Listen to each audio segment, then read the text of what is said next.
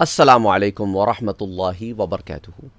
آپ نے بزرگوں سے یہ بات سنی ہوگی کہ اللہ مجھے مکے یا مدینے میں موت دے، میں چاہتا ہوں یا چاہتی ہوں کہ مکے یا مدینے میں دفن ہوں۔ اس کے پیچھے ریزن کیا ہے؟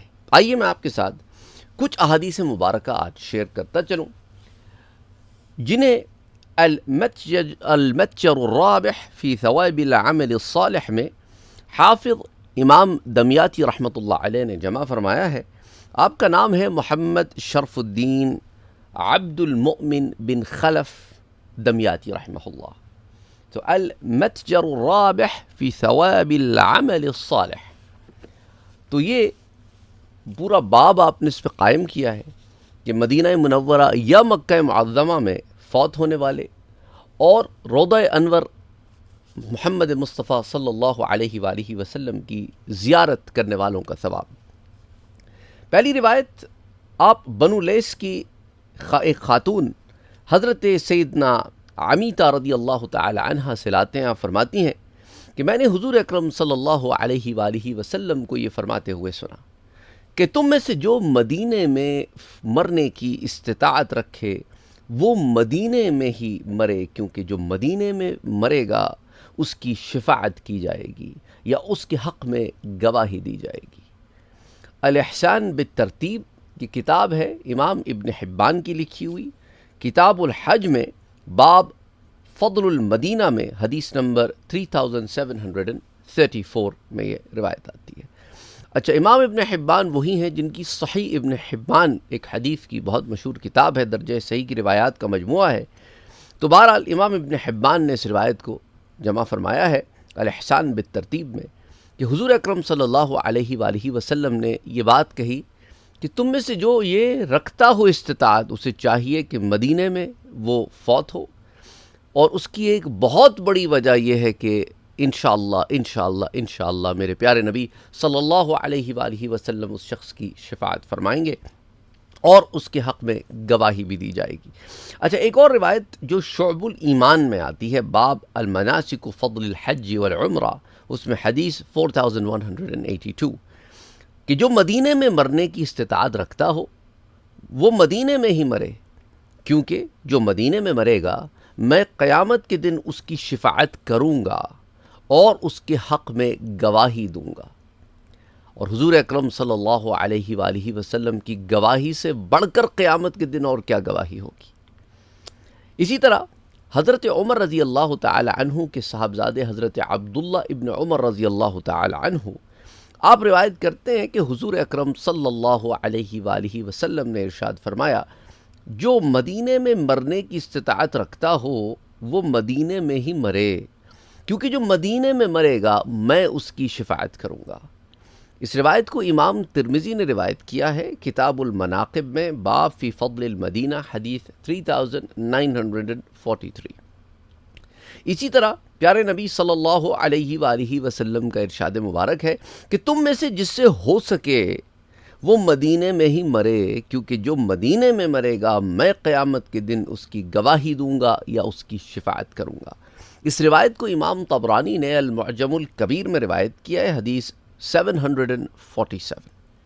اسی طرح حضرت انس بن مالک رضی اللہ تعالی عنہ روایت کرتے ہیں کہ حضور اکرم صلی اللہ علیہ وآلہ وسلم نے ارشاد فرمایا، جو شخص دو حرموں سے مراد مکہ یا مدینہ، ان میں سے کسی ایک میں مرے گا قیامت کے دن امن والوں میں اٹھایا جائے گا، اور جو ثواب کی نیت سے مدینے میں میری زیارت کرنے آئے گا وہ قیامت کے دن میرے پڑوس میں ہوگا۔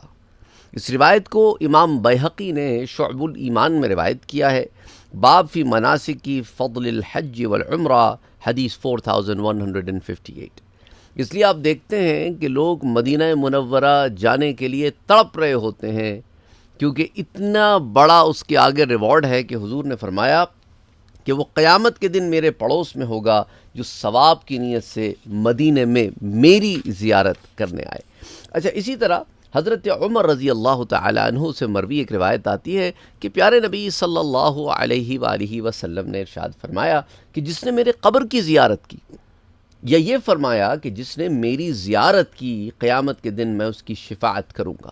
یا اس کے حق میں گواہی دوں گا، اور جو 2 حرموں یعنی مکہ یا مدینہ میں سے کسی ایک میں فوت ہوگا، اللہ عز و جل اسے قیامت کے دن امن والوں میں اٹھائے گا۔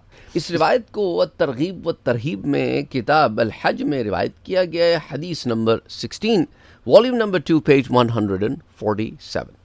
حضرت حاطب رضی اللہ تعالی عنہ سے روایت ہے کہ حضور اکرم صلی اللہ علیہ وآلہ وسلم نے ارشاد فرمایا کہ جس نے میرے وصال ظاہری کے بعد میری زیارت کی، گویا اس نے میری زندگی میں میری زیارت کی، اور جو 2 حرموں یعنی مکہ اور مدینہ میں سے کسی ایک میں مرے گا، قیامت کے دن امن والوں میں سے اٹھایا جائے گا۔ اسے امام دارقطنی نے سنن میں روایت کیا ہے، کتاب الحج، حدیث 2668۔ یعنی حضور اکرم صلی اللہ علیہ وآلہ وسلم کے قبر انور کی زیارت پہ جانا اور وہاں پر ملاقات کے لیے جانا، حضور نے فرمایا کہ جو وہاں میری زیارت کے لیے آئے گا، گویا کہ میری زندگی میں میری زیارت کی۔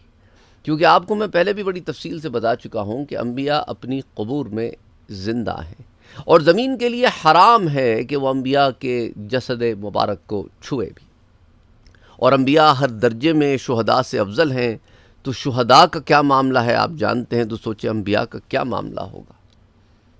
اسی طرح حضور اکرم صلی اللہ علیہ وآلہ وسلم کا ایک اور ارشاد مبارک، حضرت عبداللہ ابن عمر رضی اللہ تعالی عنہ اس کے راوی ہیں کہ جس نے میری قبر کی زیارت کی، اس کے لیے میری شفاعت واجب ہو گئی۔ سنن دارقطنی میں کتاب الحج میں حدیث 2669۔ آج کے درس کی آخری روایت کی طرف چلتے ہیں۔ حضرت ابو ہریرہ رضی اللہ تعالی عنہ سے روایت ہے کہ حضور اکرم صلی اللہ علیہ وآلہ وسلم نے ارشاد فرمایا کہ جو مجھ پر سلام بھیجتا ہے، اللہ عز و جل میری روح میری طرف لوٹا دیتا ہے تاکہ میں اسے سلام کا جواب دے سکوں۔